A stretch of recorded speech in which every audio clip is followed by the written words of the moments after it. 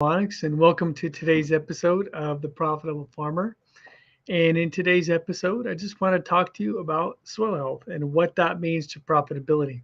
You know, I'm sitting here talking to you from Florida, and we just had a chance to talk to a big citrus grower here in Florida. And for those of you guys who aren't aware, the citrus industry here in Florida has been decimated, I guess for lack of a better term, by a disease called citrus greening, or more commonly known or scientifically known as HLB or Huanglongbing virus.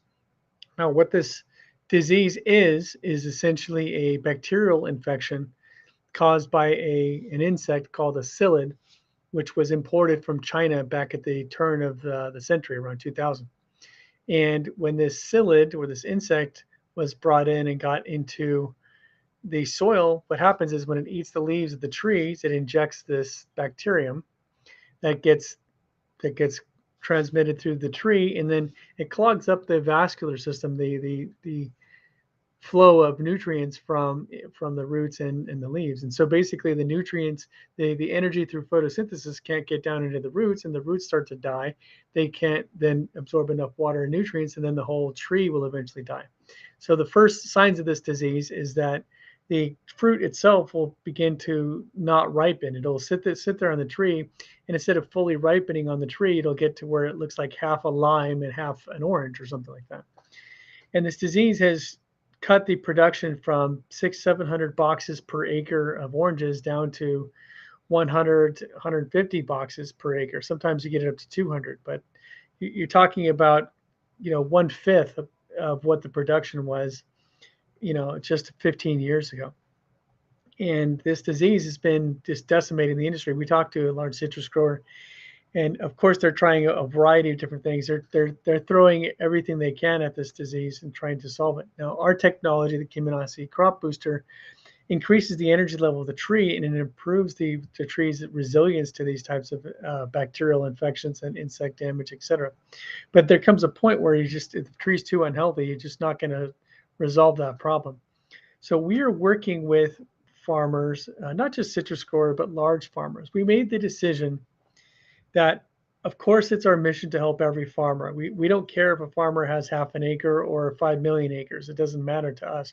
Every farmer is important to us, and we know that every farmer we help just means that many more people that are eating healthier food, that are having healthier soil and healthier production, etc. So we made it our mission to help every farmer. But we also kind of realized the realities of the industry, and that is that when growers, newer growers or smaller growers are looking for the big growers, are looking for universities and larger growers, and they look up to them and say, what are the big guys doing? And they kind of take their cues for how they're going to manage their farming operation based upon what these larger growers are doing.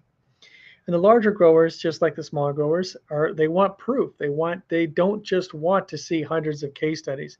They don't just want to see university studies. They want to see the results for themselves on their farm. And so we developed a very special and unique program called the Data Evaluation Program. And this program is based upon some of the university trials that we've done, but it's even more in depth than a lot of those types of trials.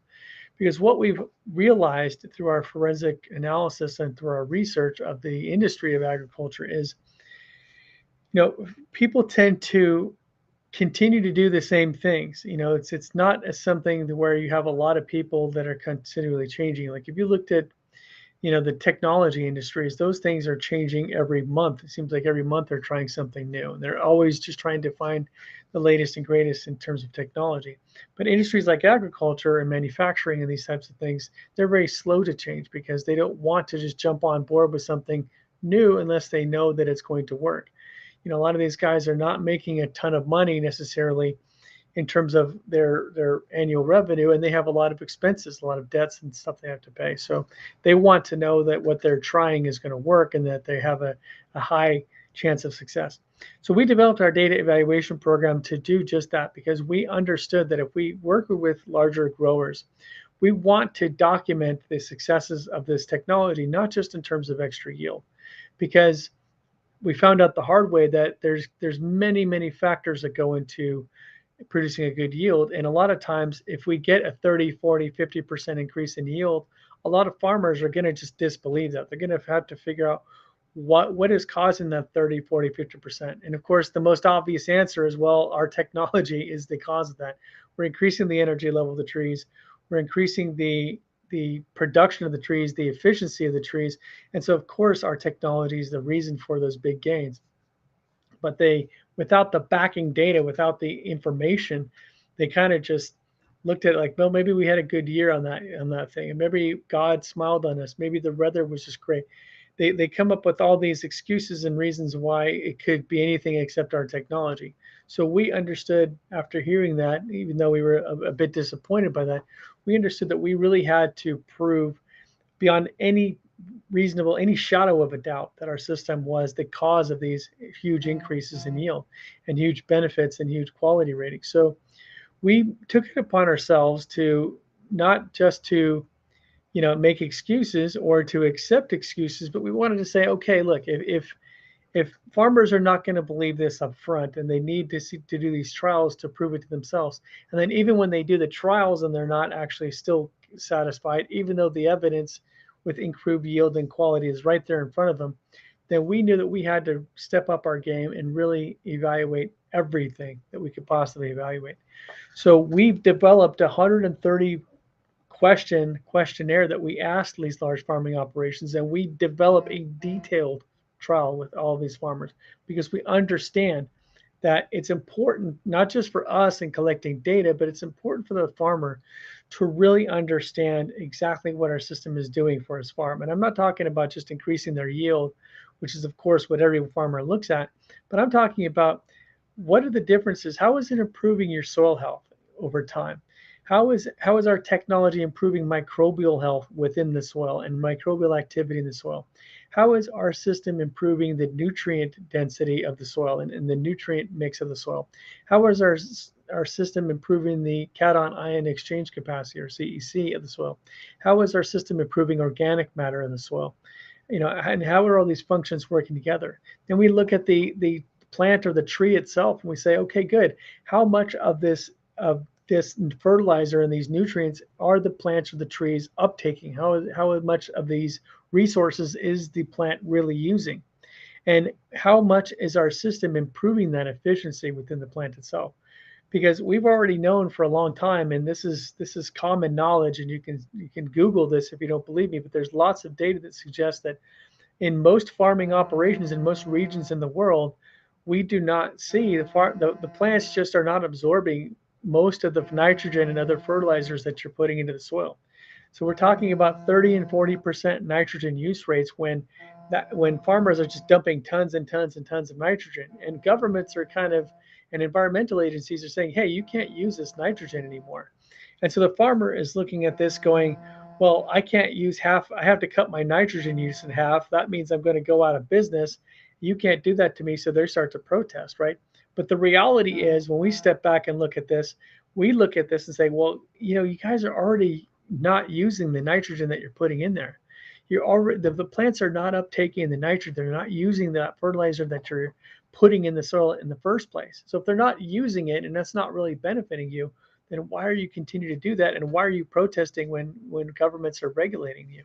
Well, we made our minds to really prove this to farming operations. So we started with the very large farming operations, the very large universities and other research facilities, and we're going to prove that we can help you reduce your nitrogen and other fertilizer usage by between 20 and 50%.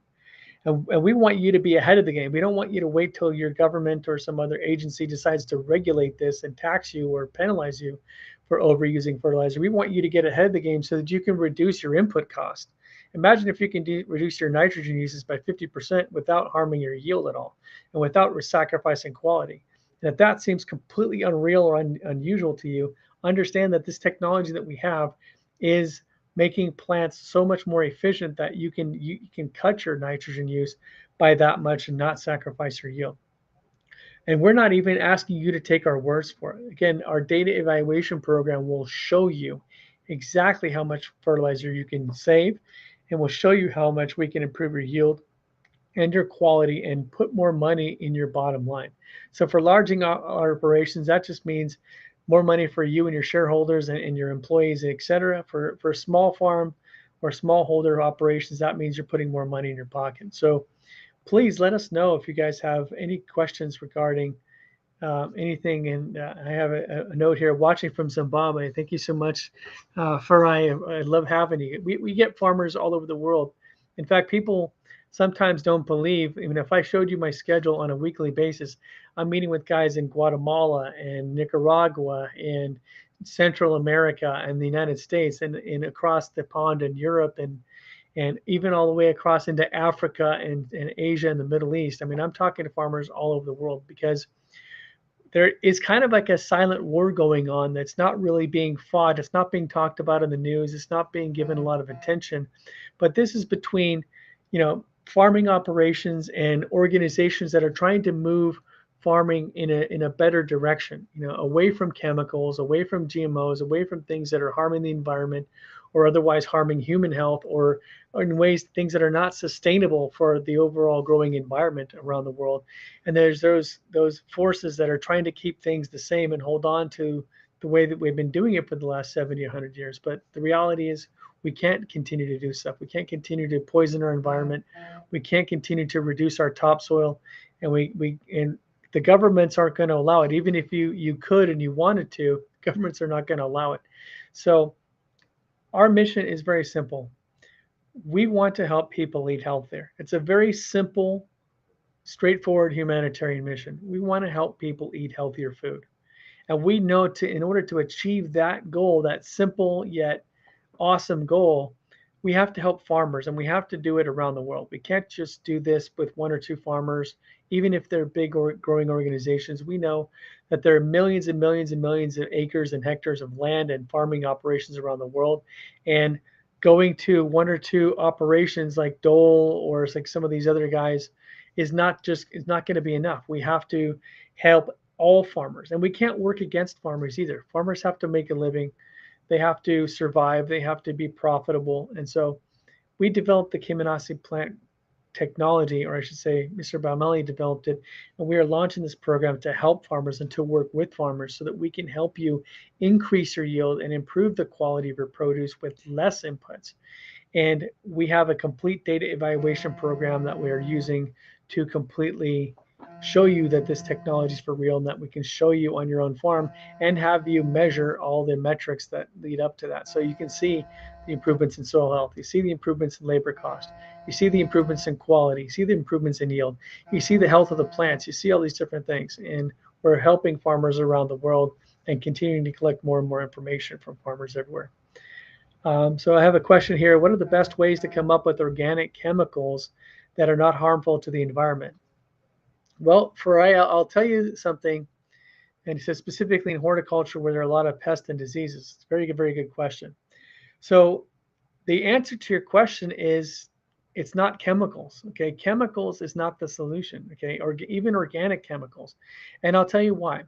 Because the evolution of this standard evolution, where you have insects on the one hand and you have funguses and insects on one hand, and you have the plant health on the other hand. When you're using chemicals or you are trying to suppress these predators, the insects and the fungi, what you're also doing is suppressing the health of the plant and the health of the soil. So even though you're able to kill off the insects, you're also harming the plant and reducing the soil quality. So what it happens to be, you can't improve one without harming the other. And so what our system does is not a chemical solution. It's a physics solution. It's a mechanical solution. And what we're doing is improving microbial activity in the soil to improve soil health. And we're also improving the plant health and making the plants healthy and resilient. It's a very common knowledge if you talk to entomologists and insect experts around the world that if you have healthy plants, then insects will tend to avoid those plants and they go to unhealthy areas. They go to areas where the plants are not healthy and they attack unhealthy plants. Insects and fungi, their role in nature is to break down and to destroy weak plants to create fertilizer to make room for the next generation. And that's their role in nature. So our crop booster system, which works with nature to benefit it, it just makes the soil healthier and the plants healthier. And fungi are not as big as a problem, and insects are not as big of a problem as well. So the reason why you really have problems with insects, whether it's horticulture or in the field, is typically because the soil is not as healthy as it should be, and typically because of the overuse of chemicals in the past or even in the present, is actually causing the microbes in the soil to reduce their efficiency. And that's throwing off the natural balance in the soil where you have predatory insects on one side and beneficial insects on the other side. The overuse of chemicals is suppressing, yes, it in the short term it suppresses the predatory insects, but it also suppresses the beneficial microbes in the soil, and that makes that soil and the plants more susceptible in the future for more insects. So the solution is not more chemicals. The solution is how do we make the soil healthier and the plants healthier? And our Kyminasi crop booster does exactly that. But it uses a quantum wave physics-based system to do that. So there's no chemical residue which will be harming the microbial activity in the soil. And that's one of the reasons why our system is such a huge advantage for most growers. Great question. I appreciate that. And if you want more information, you can go to our website also. We can show you where we've reduced insect pressure and soil health and fungi and that kind of stuff as well. I'll put my website up here. So take a look at our website if you want more information, and you can definitely see a lot of case studies where we've helped farmers with both insects and disease and fungi just by using our simple physical approach. And I want to let you guys know as we kind of close up here on this particular episode that if you guys are looking for a better solution, if you guys are interested in just keeping things the status quo, continuing to do what you know and what you're comfortable with, then I want to let you know that changes are coming whether you like it or not. And it's not even that we're producing this change necessarily. We're just trying to help farmers cope with the changing reality that a lot of these pesticides and herbicides and other chemicals are going away, either because of governmental regulation or because they just aren't as effective and they're creating a lot more problems than they're solving. With our Kyminasi crop booster system, we want to help farmers improve the quality and yield of their produce without having these negative side effects of these the chemicals they're producing. We want to help you improve the quality of your soil so that you have a sustainable operation that you can drive into the future and not have to sacrifice future gains and future soil health for immediate gains in the immediate term. So if that sounds good to you, please go to our website at harvestharmonics.com. Please contact us so we can work together and help you become part of the future of farming today. And if you look on my screen, you should see the website link here on just to my side there. Please let me know. If you have any questions, you can fill out a request for a quote form, or you can fill out a question form that we can answer for you. But whether you're in Zimbabwe or here in the United States or anywhere around the world, we have operations in 30 countries, and we're looking to extend into at least another 10 to 20 by the end of the year. We want to help farmers all over the world of all sizes improve the quality and quantity of your produce, reduce your input costs, and do so in a way that's also environmentally friendly and produces healthier food for everybody to eat. That's a win-win-win situation where everybody wins. That's the kind of game that I like to play. And if that's the kind of game you want to play too, then let's work together and help you become part of the future of farming today. Have a great day, guys.